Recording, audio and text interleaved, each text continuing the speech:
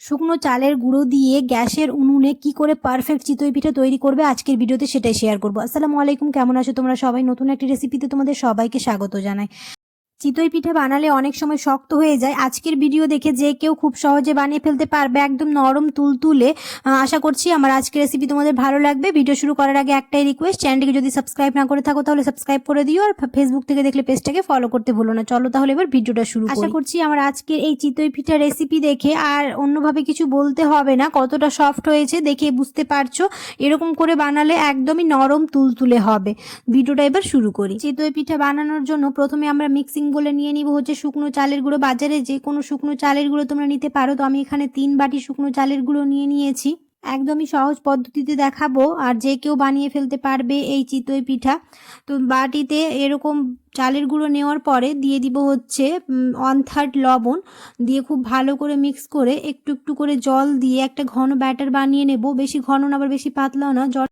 জল কিন্তু খুব বেশি গরম আবার খুব বেশি ঠান্ডা হওয়া চলবে না, একেবারে কুসুম গরম পানি নেব, দিয়ে একটু একটু করে দিয়ে ভালো করে একটা ব্যাটার বানিয়ে নেব।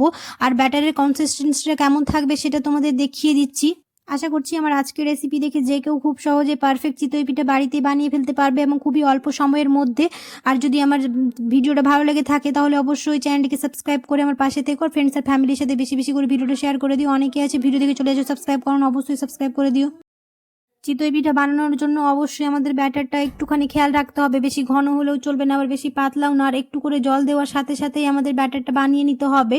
তো আমাদের ব্যাটারটা একদম রেডি হয়ে গেছে, আর ব্যাটারের কনসিস্টেন্সিটা তোমাদের দেখিয়ে দিচ্ছি কেমন থাকবে। এই ব্যাটারটা বানানোর জন্য অবশ্যই একটু বেশি সময় ধরে আমাদের মিক্স করে নিতে হবে। আর দেখতেই পাচ্ছ ব্যাটারের কনসিস্টেন্সিটা কেমন হয়েছে। এবার শুকনো খোলাটা গ্যাসে বসিয়ে দেব, আর দিয়ে তেল দিয়ে খুব ভালো করে এটা মুছে নেব, যে কোনো সুতির কাপড় বা টিস্যু দিয়ে। অনেকের কাছে মনে হতে পারে গ্যাসের চুলায় পারফেক্ট চিতই পিঠা হয় না। আজকের ভিডিও দেখে বানালে খুবই সহজেই গ্যাসের উনুনে চিতই পিঠা বানিয়ে ফেলতে পারবে। তো এরকম করে খুব ভালোভাবে মুছে নিয়েছি। এবার এক এক করে সবগুলো ভেজে নেব।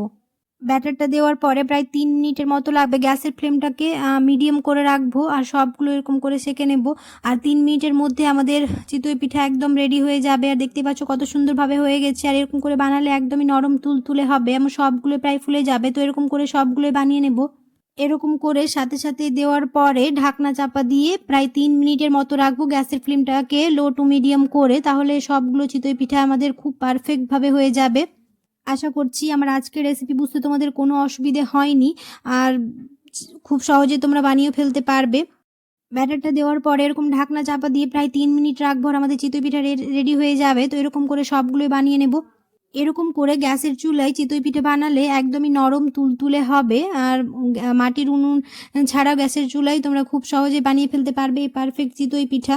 আশা করছি আমার আজকের রেসিপি তোমাদের ভালো লেগেছে। যদি ভালো লেগে থাকে তাহলে অবশ্যই একটা লাইক করে দিও, আর কমেন্টে জানাতে ভুলো না। দেখা হবে খুব শীঘ্রই পরে একটি নতুন রেসিপিতে। সবাই খুব ভালো থাকবে, সুস্থ থাকবে, সাবধানে থাকবে। আল্লাহ হাফেজ। আর দেখতেই পাচ্ছ চিতই পিঠা আমাদের রেডি হয়ে গেছে, আর কতটা সফট হয়েছে আশা করছি আর বলার কোনো দরকার নেই। আর পেছনটা এরকম ব্রাউনিশ হবে, আর নিচের দিকটা একটুখানি ক্রিস্পি হলেও ভেতরটা একদমই নরম তুলতুলে হবে এরকম করে বানালে। তো এরকম করে আমার সবগুলো বানিয়ে নিয়েছি।